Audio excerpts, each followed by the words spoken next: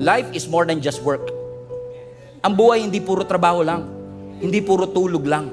Ano kapag ang buhay mo puro trabaho pero walang meaning? Mapapagod ka. Mapapagod ka. Kailangan lahat ng ginagawa natin may rason. Lahat ng ginagawa natin may meaning. Kasi pag may meaning ang isang bagay, na-appreciate mo. Pag may meaning ang isang bagay, may malalim na dahilan. At pag may malalim na dahilan, kahit pagod ka, ipahinga mo, babangon ka.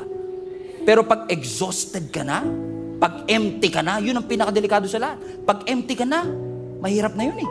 Kasi wala ka ng drive, wala ka ng soul, wala ka ng motivation that you forfeited your own soul. And don't think for a moment na kapag may hiningi ka sa Diyos at hindi niya binigay, sasabihin mo kaya hindi binigay ni Lord yun, baka masyadong malaki yung dreams ko.